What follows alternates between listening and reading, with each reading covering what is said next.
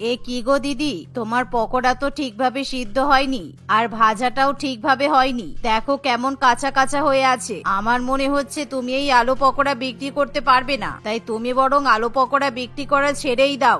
এ কি বলছো, আমি আলুর পকোড়া বানাতে পারি না? তাহলে এত মানুষ আমার কাছে আলুর পকোড়া কি জন্য খেতে আসে? খেয়ে যাই, আবার সাথে করে পার্সেলও নিয়ে যায়। তোমরা সবাই ভুলভাল কথা বলো। আমার পকোড়া খাওয়ার ইচ্ছা না হলে আমার কাছে আসবে না, শুধু শুধু আমার পকোড়ার এভাবে বদনাম করবে না।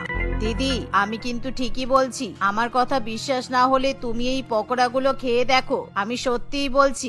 আমার কথাটা হয়তো তোমার খারাপ লাগছে, কিন্তু আমি সত্যিই বলছি, পকোড়ার ভেতরটা একদমই সিদ্ধ হয়নি, একেবারে কাঁচা হয়ে আছে, যেন মনে হচ্ছে গোটা আলু চিবিয়ে খাচ্ছি।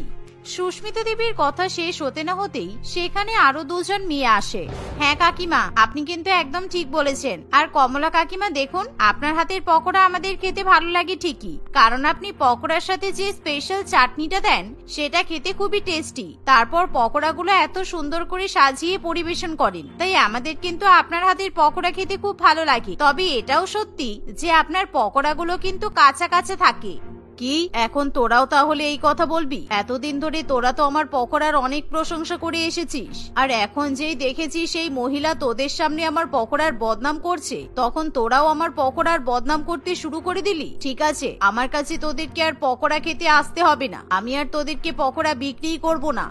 এই বলে কমলা দেবী তার ঠেলাগাড়ি নিয়ে সেখান থেকে অন্য জায়গায় চলে যায়, আর সেখানে গিয়ে কাঁচা আলুর পকোড়া বিক্রি করতে থাকে। আসলে কমলা দেবীর সমস্ত গ্রাহকরা সত্যি কথাই বলে, কারণ কমলা দেবী সত্যিই পকোড়াগুলো ঠিকঠাক ভাবে সিদ্ধ করতে পারতো না, তাই তার আলুর পকোড়া একেবারে কাঁচা হয়ে থাকতো। কিন্তু কমলা দেবী মোটেই তার গ্রাহকদের কথা বিশ্বাস করতে প্রস্তুত নয়। সে ভাবে হয়তো তার নামে মিথ্যা বদনাম রটানো হচ্ছে, তাই রাগ করে কমলা দেবী অন্য জায়গায় চলে যায়। এভাবেই দেখতে দেখতে কিছুদিন কাটে, কিন্তু সেদিনের পর থেকে কমলা দেবীর বিক্রি অনেকটাই কমে আসে। কি যে হচ্ছে, এই কিছুদিন হলো আমার আলুর পকোড়া তেমন একটা বিক্রি হচ্ছে না। নিশ্চয়ই এগুলো ওই সুস্মিতার কাজ। ওই হয়তো পাড়া প্রতিবেশী সবাইকে আমার কাছ থেকে পকোড়া কিনতে বারণ করেছে। আমি এত ভালো করে পকোড়া ভাজি, তাও আমার কাছ থেকে কেউ পকোড়া কিনতেই আসে না। কমলা দেবী যখন এমনই ভাবনা চিন্তা করতে থাকে, তখনই সেখানে তার মেয়ে কবিতা তার বান্ধবীকে নিয়ে আসে। মা, এই দেখো, আমি আমার বন্ধু রূপাকে নিয়ে এসেছি। আজকে রূপা তোমার হাতের পকোড়া খেতে এসেছে। ও শুনেছে তোমার হাতের পকোড়া নাকি খুবই ভালো খেতে হয়, তাই জন্য আজকে তোমার কাছে পকোড়া খেতে এলো। হ্যাঁ কাকিমা, আমি তো অনেকদিন আগে আপনার হাতের পকোড়া একবার খেয়েছিলাম, তখন আমার খুব ভালো লেগেছিল। জানি না এখন আপনি কেমন পকোড়া বানান, তাই আজকে খেতে চলে এলাম। একবার খেয়েই দেখি আগের মতো এখনো পকোড়ার স্বাদটা একই রকম আছে কিনা। হ্যাঁ নিশ্চয়ই, দাঁড়াও, আমি তোমাকে এখনই গরম গরম পকোড়া ভেজে দিচ্ছি। এই বলে কমলা দেবী তার মেয়ে কবিতা এবং তার বান্ধবী রূপাকে গরম গরম পকোড়া ভেজে দেয়। কিন্তু সেই পকোড়া খাওয়ার পর রূপা বলে, কাকিমা, আমি কিন্তু এরকম পকোড়া আগে খাইনি। আমি এর চেয়েও ভালো, এর চেয়ে অনেক টেস্টি পকোড়া খেয়েছিলাম, কিন্তু এখন পকোড়াগুলো খেতে এরকম মনে হচ্ছে কেন? এই কবিতা, আমি এখন বুঝতে পারছি তোর মায়ের পকোড়া কেন বিক্রি হচ্ছে না। তুই কদিন আগে বলছিলি না তোর মা পকোড়া সেরকম একটা আর বিক্রি করতে পারে না, কেন বলতো? তোর মা এখন কাঁচা আলুর পকোড়া বিক্রি করতে শুরু করেছে। কাকিমা, আপনি খারাপ ভাববেন না, এই পকোড়ার আলুগুলো কিন্তু ভেতরে একদমই সিদ্ধ হয়নি। আপনি পকোড়া ভাজার আগে আলুটা ভালো করে সিদ্ধ করে নেবেন, তারপর আলুতে মশলাপাতি মিশিয়ে ভালো করে মিক্স করে পকোড়া ভাজবেন। দেখবেন আপনার কাছে সবাই পকোড়া খেতে আসবে। এই, আমাকে পকোড়া বানানো শেখাতে আসবে না। আমি খুব ভালো করেই পকোড়া বানাতে জানি, আর আমি এটাও জানি মানুষজন কেমন পকোড়া খেতে পছন্দ করে। আর আমি ইচ্ছা করেই পকোড়াগুলো এরকম একটু কাঁচা কাঁচা বানিয়েছি, কারণ এরকম পকোড়াই আজকাল লোকজন খেতে পছন্দ করে। কিন্তু কাকিমা, এই কাঁচা পকোড়া আমার মোটেই ভালো লাগেনি। কবিতা, আমি অনেক আশা নিয়ে এখানে এসেছিলাম যে তোর মায়ের হাতে টেস্টি পকোড়া খাবো, কিন্তু এখানে এসে আমার মুডটাই নষ্ট হয়ে গেল। আমি যাচ্ছি, তুই নিজের বাড়িতে ফিরে যাস। এই বলে রূপা সেখান থেকে চলে যায়। মা, রূপা কিন্তু ঠিকই বলেছে, তুমি আমাকেও তো পকোড়া খেতে দিলে, আর আমার পকোড়াগুলোও কিন্তু একেবারে কাঁচা, ভালোভাবে সিদ্ধ হয়নি, আর ভাজাটাও হয়নি। তুমি আর একটু লাল লাল করে পকোড়াগুলো ভাজো, তাহলে পকোড়াগুলো সিদ্ধ হবে আর খেতেও অনেক মুচমুচে হবে। তুইও তো দেখতে পাচ্ছি তোর বন্ধুর সঙ্গে একই রকম কথা বলছিস। এতদিন পর্যন্ত আমার পকোড়া তোর খুব পছন্দের ছিল, তোর খুব ভালো লাগতো খেতে। বাড়িতে গেলেই তুই ছুটে ছুটে আমার কাছে পকোড়া চাওয়ার জন্য চলে আসতিস, আর এখন আমার হাতের পকোড়া তোর ভালো লাগছে না। আমি যেরকম পকোড়া বানাই আর বিক্রি করি সেরকমই বিক্রি করব, আর আমি এরকমই পকোড়া বানাবো। এভাবেই কমলা দেবী একেবারে জেদ ধরে বসে থাকে। সে কিছুতেই মানতে রাজি হয় না যে তার তৈরি করা পকোড়াগুলো কাঁচা থাকে। এভাবেই দেখতে দেখতে আরো কিছুদিন কাটে, কিন্তু দিনের পর দিন কমলা দেবীর ব্যবসায় অনেক ক্ষতি হতে থাকে। তাই প্রত্যেক দিনই কমলা দেবী মন খারাপ করে বসে থাকে। সে সকালবেলা এবং সন্ধ্যাবেলা যেমন ঠেলা ভর্তি করে পকোড়া নিয়ে বাড়ি থেকে বেরোয়, আবার ঠিক রাত্রিবেলা সেরকমই ঠেলা গাড়ি নিয়ে বাড়িতে ফিরে আসে, কারণ তার পকোড়া এখন একদমই বিক্রি হয় না। এমনই একদিন একটাও কাস্টমার না আসায় কমলা দেবী মন খারাপ করে বাড়িতে ফিরে আসে। আর যা দেখে তার স্বামী কৈলাস বাবু বলে, কি ব্যাপার, আজকে আবারও তোমার মন খারাপ? আমি তো কয়েকদিন থেকে দেখছি তোমার মন খারাপ থাকছে, কিন্তু কেন জানতে পারি? কি আর বলবো, আমার কিছু বলার নেই। আমার পকোড়া এখন আর কারোর পছন্দ হচ্ছে না। সবাই বলছে নাকি আমার পকোড়া আর ভালো হচ্ছে না। আমার বানানো পকোড়া নাকি কাঁচা হয়ে থাকে, তাই আমার কাছ থেকে কেউ পকোড়া কিনতে আসছে না।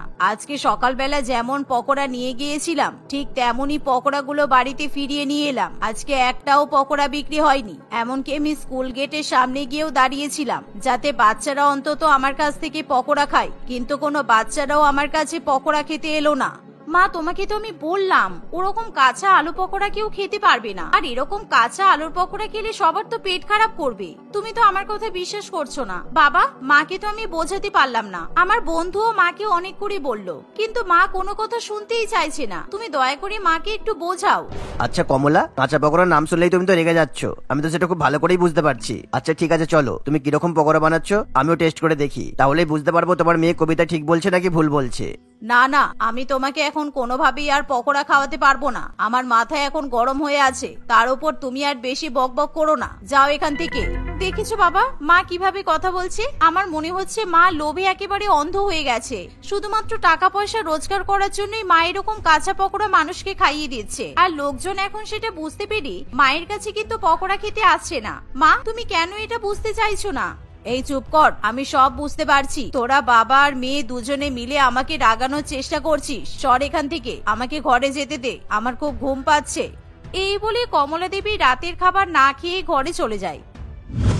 দেখতে দেখতে আরো কিছুদিন কাটে, আর কমলা দেবীকে হাজারবার বোঝানো সত্ত্বেও সে কোনোভাবেই কারোর কথা বিশ্বাস করতে চায় না, যার ফলে কমলা দেবীর কাছ থেকে সবাই পকোড়া খাওয়া পুরোপুরি ভাবে বন্ধ করে দেয়। কিন্তু প্রত্যেকদিন কমলা দেবী চিৎকার করে করে পকোড়া বিক্রি করার চেষ্টা করে।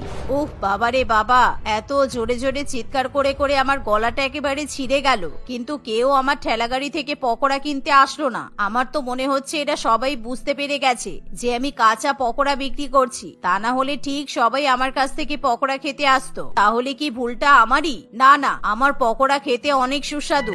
এই বলে কমলা দেবী আরো জোরে জোরে চিৎকার করতে থাকে। আর এভাবেই চিৎকার করতে করতে কমলা দেবী সুস্মিতা দেবীর বাড়ির সামনে গিয়ে পৌঁছায়।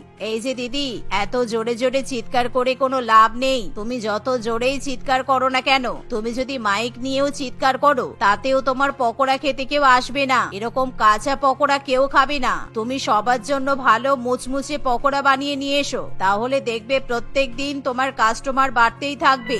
এই যে, দয়া করে আমাকে জ্ঞান দিতে আসবে না যে কেমন পকোড়া বিক্রি করতে হবে। আমি মানুষের পছন্দ অপছন্দ খুব ভালো করেই বুঝি। তুমি শুধু শুধু আমার পকোড়ার বদনাম রটিয়েছো, তাই জন্যই তো কেউ আমার কাছ থেকে আর পকোড়া খেতে আসছে না। সবাই এখন ভাবে যে আমি আর আগের মতো ভালো পকোড়া বানাতে পারি না, কিন্তু এখনো পর্যন্ত আমার পকোড়া আগের মতোই সুস্বাদু হয়। দিদি, তাহলে কি তুমি এখন ভালো পকোড়া বিক্রি করছো নাকি? ঠিক আছে, কই দাও, তাহলে আমাকে 1 প্লেট দাও, আমি খেয়ে দেখি তুমি আগের মতোই সুস্বাদু পকোড়া বিক্রি করছো নাকি। একই, তুমি তো সেই একই কাঁচা আলুর পকোড়া বানাচ্ছ, আর আমাকে তুমি এভাবে বোকা বানালে। এই বলে সুস্মিতা দেবী পকোড়াগুলো একটু একটু খেয়ে দেখে যে সবকটা পকোড়াই একেবারে কাঁচা, যার ফলে সুস্মিতা দেবী খুবই রেগে যায়।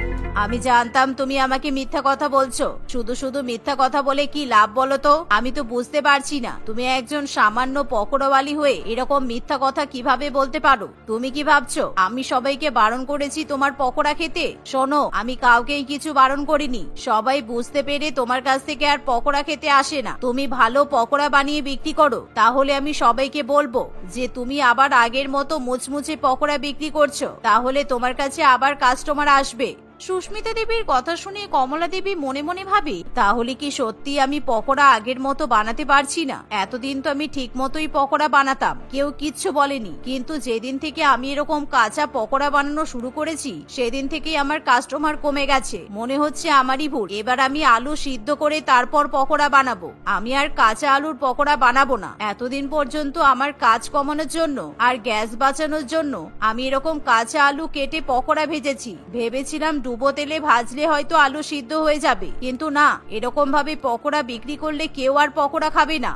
এমনই ভাবনা চিন্তা করতে করতে কমলা দেবী বাড়ির দিকে রওনা দেয়। আর পরের দিন থেকে কমলা দেবী আবার আগের মতো ভালো করে আলু সিদ্ধ করে সমস্ত মশলাপাতি মিশিয়ে সুন্দর করে পকোড়া ভাজতে শুরু করে দেয়। আর এভাবেই একেবারে মুচমুচে পকোড়া তৈরি করার পর সে পাড়ায় পাড়ায় পকোড়া বিক্রি করতে চলে যায়। আর সেদিন সুস্মিতা দেবী আবার তার কাছ থেকে পকোড়া কিনে খায়।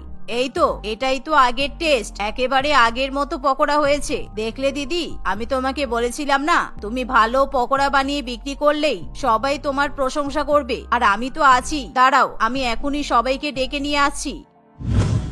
এই বলে সুস্মিতা দেবী সেদিন কমলা দেবীর কাছ থেকে পকোড়া খাওয়ার জন্য সবাইকে ডেকে নিয়ে আসে। আর পাড়া প্রতিবেশী সবাই সুস্মিতা দেবীর কথা শুনি কমলা দেবীর কাছ থেকে পকোড়া কিনে খায়। এভাবেই সময়ের সাথে সাথে কমলা দেবীর গ্রাহকের সংখ্যা আবার বেড়ে যায়। আর সে আগের মতোই পকোড়া বিক্রি করে অনেক অনেক টাকা উপার্জন করতে থাকে। পরবর্তীকালে কমলা দেবী পকোড়া বানানোর ক্ষেত্রে আর কোন রকম গন্ডগোল করে না।